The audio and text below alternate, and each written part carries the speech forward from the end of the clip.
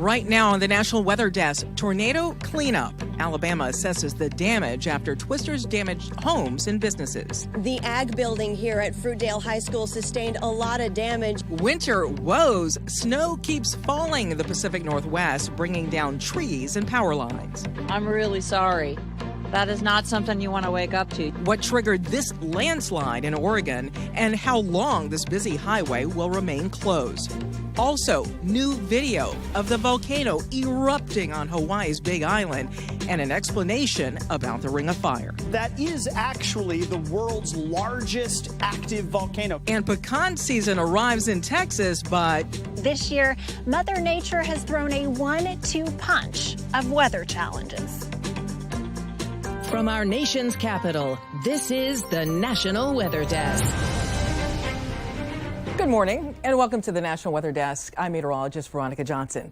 2 people are dead and damage is widespread after dozens of tornadoes touched down across the South.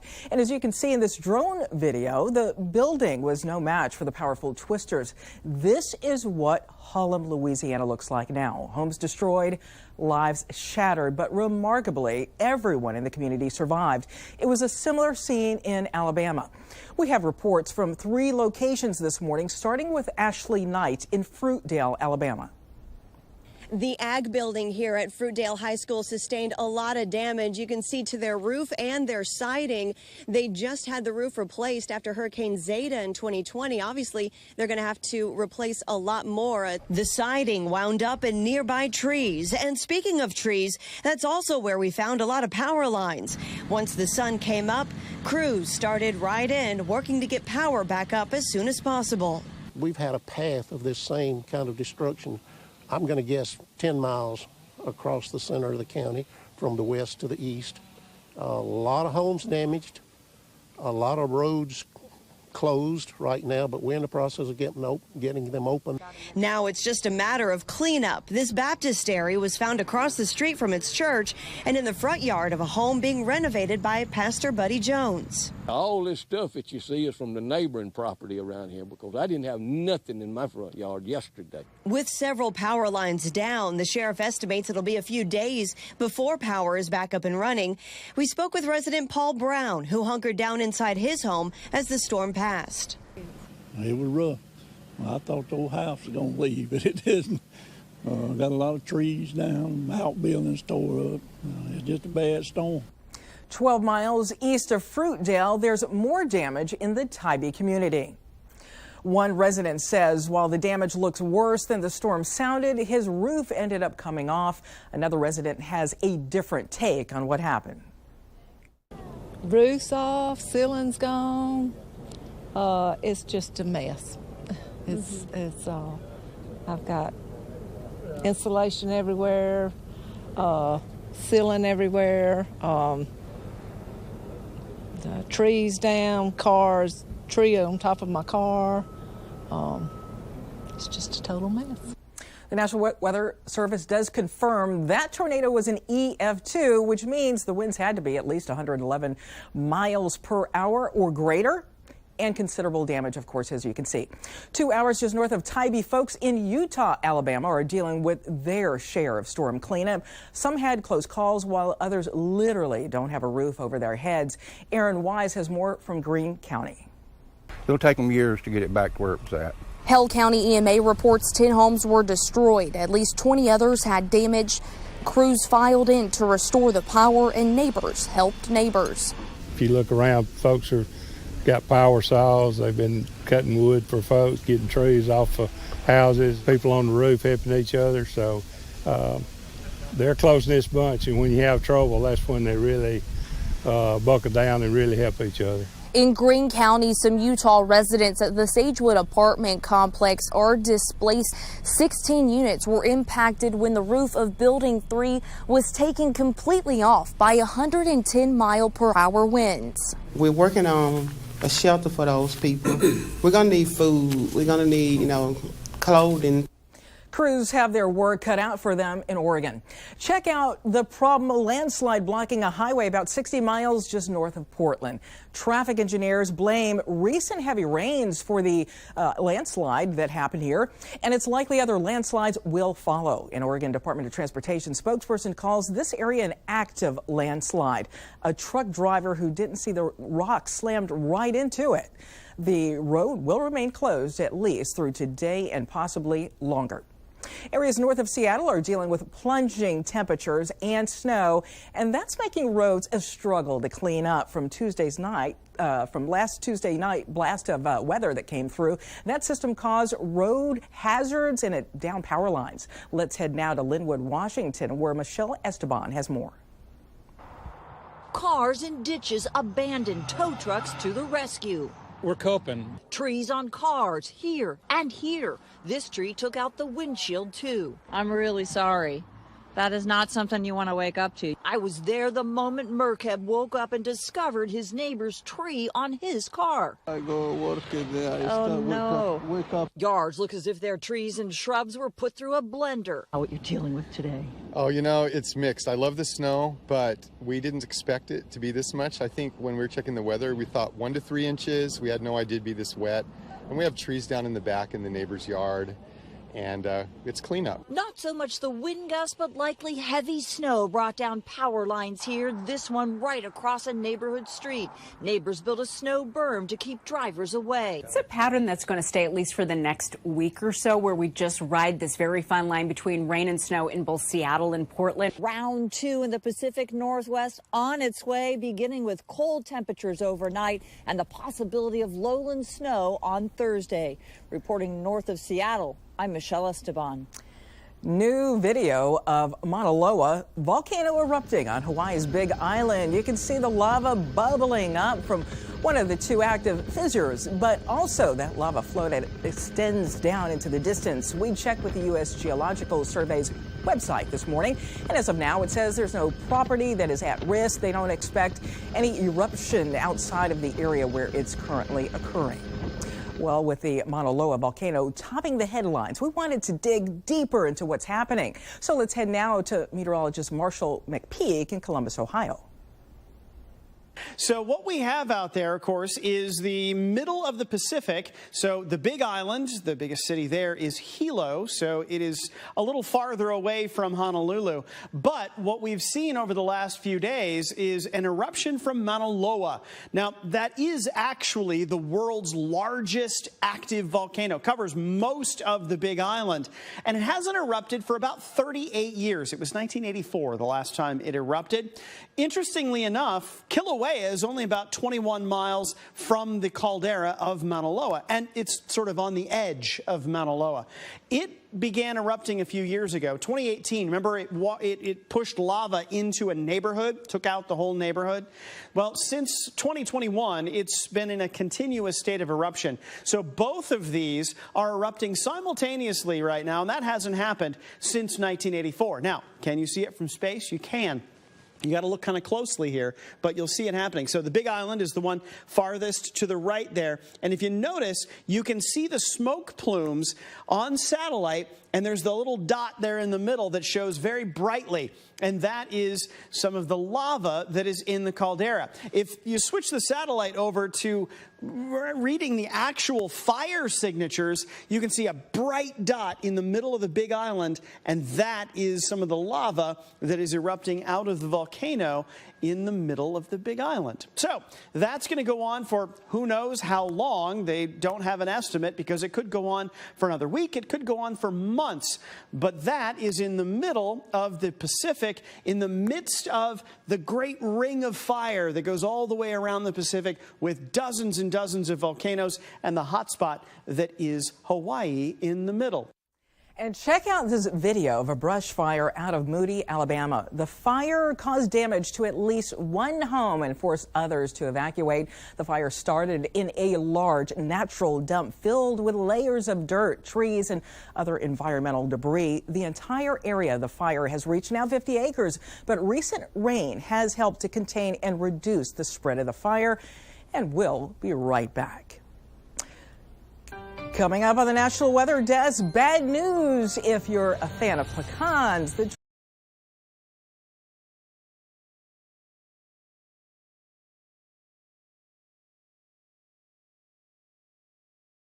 2022 pecan season has started, but fewer nuts are passing quality standards.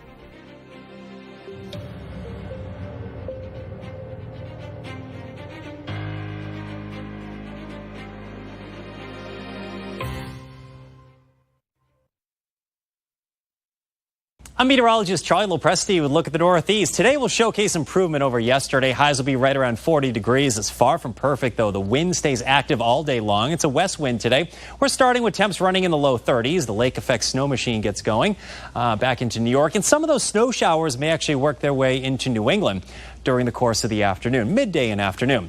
Now, Friday looks okay with a mixture of sun and clouds. Temps will be on the cool side, upper 30s and low 40s.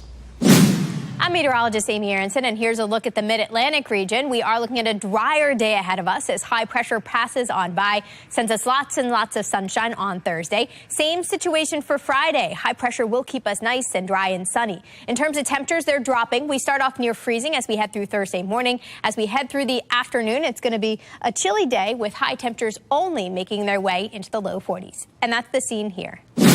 I'm meteorologist Vitas Reed. Here's a look at your southeast forecasted highs. It looks like we're seeing a cool day up in parts of Tennessee, 47 degrees, 55 Birmingham, 62 Mobile. Looking at 70s in Tampa, right around 78 degrees, 81 West Palm, South Florida, feeling pretty good. Looks like this front will continue to march onto the south, but it looks like it's just causing a few spotty showers South Florida, but relatively quiet and dry conditions as we go through the day. And it looks like heading into this weekend, we're staying cooler.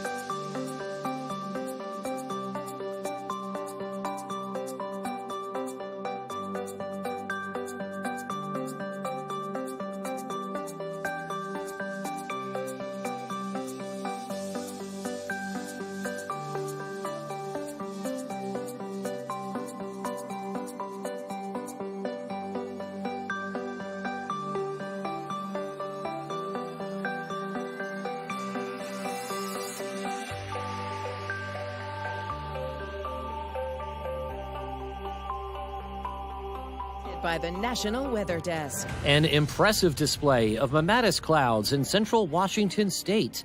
The unusual clouds form on the undersides of storm clouds, and unlike other clouds, they form when the air sinks, giving them that distinctive pouch-like look. If you see these clouds, severe weather or even a tornado may be in the general area or has already passed. Want to see your weather photos and videos on TV? Click Chime In on this station's website to share. Well, Texas is the third largest producer of pecans, and the pecan tree is the state tree of Texas. But the weather is having a huge impact on the pecan season. Drought hurt the quality of the nuts, and now the recent stretch of rainy weather has soaked the orchards, so those pecan shakers, the equipment, can't get to the fields. To find out how pecan businesses are responding, let's head now to Chicago Windler in Austin, Texas. Peak pecan season is here, and in Texas, that is big business. But this year, Mother Nature has thrown a 1-2 punch of weather challenges. Hi, welcome to Birdall's. If you visit the Birdall Pecan Store in Cedar Creek, Texas, you'll find chocolate-covered pecans, pecan pies, in-shell pecans, cracked pecans, jalapeno-flavored pecans, pretty much anything that you can add to a pecan. The family business started here in this orchard, which boasts 15,000 trees and 340 acres. My parents started the business 43 years ago, and I grew up in the middle of this orchard, riding four-wheelers in it, running through the sprinklers in it, and it's really special to be able to continue it on. Jennifer Womack says it's been a tough year. Summer was really hot and really dry. We do irrigate, but pecan trees love a good hard rain. Harvest time in early October, when we shake the trees, the Pawnee pecans were ready, but they weren't real full of meat. blame the drought for fewer nuts passing the Birdall's quality standards. Choctaws aren't in because it's too wet to harvest. And now blame the rain for keeping other varieties that are ripe and ready stuck on the trees. You can see some of the holes are green, some are turning brown. They're just keeping the pecan until hopefully it dries up or we can come in and start harvesting them. The top 3 pecan producing states are Georgia, New Mexico, and Texas. Birdall's alone produces 600,000 pounds a year. I am totally nuts about pecans. Pecan lovers, don't panic. There are plenty of Pawnees, and the other varieties will be delayed, but still delicious. You know, they're so chewy, they're so fresh. That's what you want when you bite into a pecan. And if you get a craving after hours, this is a pecan pie vending machine open 24/7. Of course I had to try it. And in true everything's bigger in Texas fashion, Birdall's is also home to the world's largest squirrel statue, Miss Pearl. She's 14 foot tall. She has a website, and our customers can't pass 71 without stopping to take a picture. No matter the weather, the Birdall family tradition lives on. It's a labor of love. There's a lot that goes into it, all not just this time of year, but all year long. Have a good day. In Cedar Creek, Texas, I'm Chicago Windler for the National Weather Desk. That's a wrap on the 2022 hurricane season. It ended quietly yesterday. So Emily Gracie took a look back at the season with tropical expert Steve Bowen to see how it stacked up to past seasons. The best parallel we can have for 2022 is I think this is going to be the new 1992. And what I mean by that is that it was not a particularly active year when we're talking about meteorologically what it was like. But from a perception standpoint in the U.S., people are going to remember this as being a very active year just because we had one really big, impactful hurricane landfall. So despite the fact that we did not actually see a season that was hitting those high forecasted totals that were anticipated prior to the season starting, but the reality is how did it actually affect people? And of course, Hurricane Ian with a bullet was a really important event, a very damaging event, and one we're going to be looking back on very much for many years to come. Some late season action too, though. What about Nicole? Yeah, Nicole was definitely a bit of a surprise in terms of the rarity of seeing a November hurricane landfall on the east coast of Florida. There's only been a handful that have actually made landfall in the U.S., let alone Florida, going back throughout our history. So that was a bit of a surprise. The good news is that it did not cause as much damage as we initially had perhaps anticipated. But many of the same communities that were affected by Ian, unfortunately, were affected by Nicole as well. So Florida certainly had the target on its back, so to speak, this season. Fiona, kind of noteworthy as well, just because of where it went, correct? Yeah, Fiona, of course, it went through Puerto Rico, and then really the effects that happened in Canada as well. We don't probably talk as much about Canada as we should in terms of hurricane or post-tropical cyclone impacts, but Canada actually is facing perhaps its costliest storm on record. Probably an obvious question, but as far as retiring of names, what are you seeing for this year? I mean, Ian, of course, is just going to be the latest in a long line of I-name storms that have been retired. I think Fiona very well could possibly be another one that gets retired, just given the impact that happened in Puerto Rico. But I think Ian is for sure the safest bet. A longer version of Emily's interview with Steve, where they talk about the insurance impacts of the season, is on YouTube. Just search the National Weather Desk and be sure to subscribe. Well, the end of hurricane season is followed by the start of meteorological winter. And as the cold settles in for many, it's important to refresh ourselves on how we can keep our pets safe during the winter months ahead. For that, let's head now to meteorologist Riley Fannin in Kirksville, Missouri. How do we keep our pets safe in the cold weather? Well, of course, you want to limit the exercise. You want to make shorter walks, but you can spread them out throughout more of the day. And then after you get done with those walks, wipe down their paws to remove any of the chemicals that are used during the winter season, like de-icer and, of course, antifreeze, because if they ingest those kind of chemicals, they can be poisonous to our furry friends. Now, If your pet is not a fan of playing dress up, maybe find some extra blankets that you can use to keep them warm. But if they do like wearing some clothes at times, have multiple pet coats or sweaters so that way you can change them whenever they get used or they end up wet.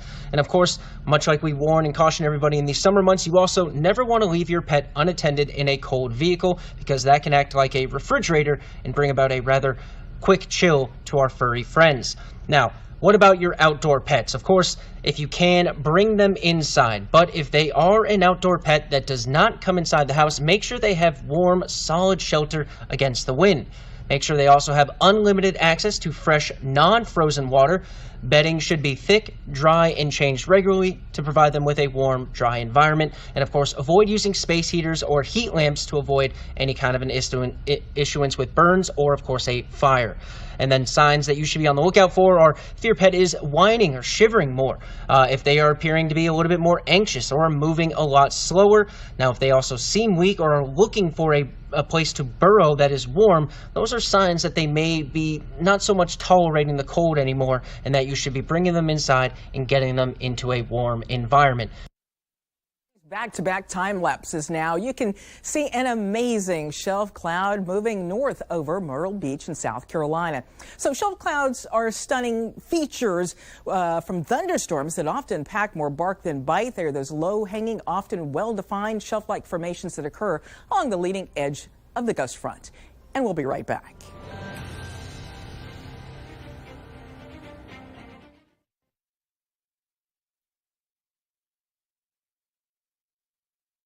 Good Thursday morning, everyone. I'm meteorologist Andrew Buckmichael. Taking a look at your weather story across the Midwest for the day today. Across the plains, it's warming up a little bit, but the Ohio Valley a little bit cooler for the day today. But all of us stay dry today. Got some light snow showers moving into the plains heading into your Friday. Even some rain showers across the Ohio Valley. And some cooler air does filter in as we head towards Saturday and the weekend. So the good news is most of the weekend looking pretty decent. Good morning, I'm meteorologist Alex Garcia. Here's a look at your regional weather. Temperatures are a little chilly all the way up from Amarillo to Little Rock into the 30s, while down to the south, clouds are keeping things a little warmer from Brownsville all the way over into New Orleans. Now, all during the day, winds will come out of the south and southeast. That'll bring more moisture back into the area, particularly up into Dallas and Oklahoma and central Texas. That will work to keep the temperatures a little bit cooler during the day. I'm meteorologist Alex Garcia. That's a look at your regional weather. Well, hi, everybody, and a good Thursday morning to you. Happy December. Boy, does it feel like it. Cold air continuing to pull into the Intermountain West. Just 30 today for a high in Missoula, 35 with mixed rain and snow left over around Puget Sound near Seattle. Making that 72 sound all the more pleasant out of Phoenix with some sunshine on the way there. Look at the snow, though, continuing to pull into Idaho and eastern Oregon today. Snow around Mount Shasta as well. And that's the scene from here.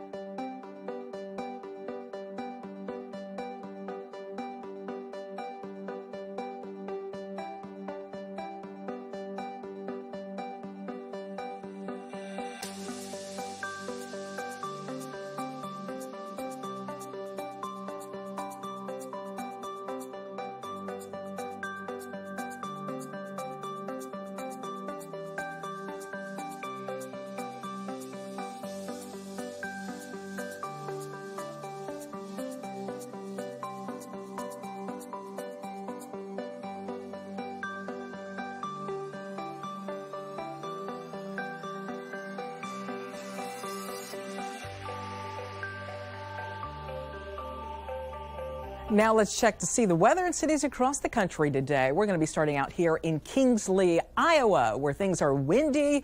Mixture of clouds and sunshine expected today. Those winds could occasionally gust just over 40 miles per hour. The high later today, Kingsley will get up to about 43, 45 degrees. And next we'll head to Jefferson City, Missouri. A look here at the state capitol. Beautiful day in Jefferson where they have partly cloudy skies, high temperature 50 degrees. And we'll head south now to San Antonio, Texas, where it is overcast. Later today, there could be some sprinkles, maybe even a brief shower. Temperatures will top out in the mid-50s. And we'll shoot way up now to Providence, Rhode Island, where skies are sunny to partly cloudy. Some wind gusts possible there, expected to top out just around 50 miles an hour. The high today, 42, but things are going to get really cold tonight with wind chills dipping down into the 20s. And we didn't mention your city. If we didn't, hey, no problem. We would love to share your weather content on air. You can find us all over your favorite social media platforms. All you have to do is go to this station's website and click Chime In to share your great weather content from your city. Here's a great example of a photo from Chime In sent in from Garrett Ware. Thank you.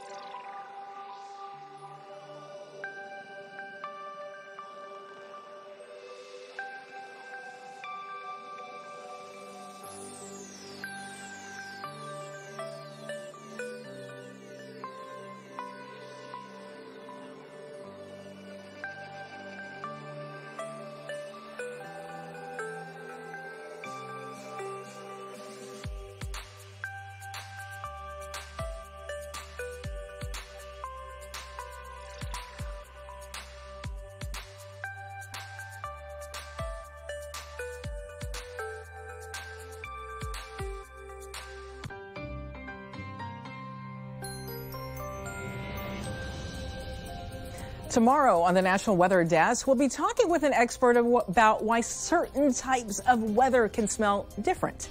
Thanks for joining us today. I'm meteorologist Veronica Johnson. Make it a great Thursday. And remember, keep an eye on the sky.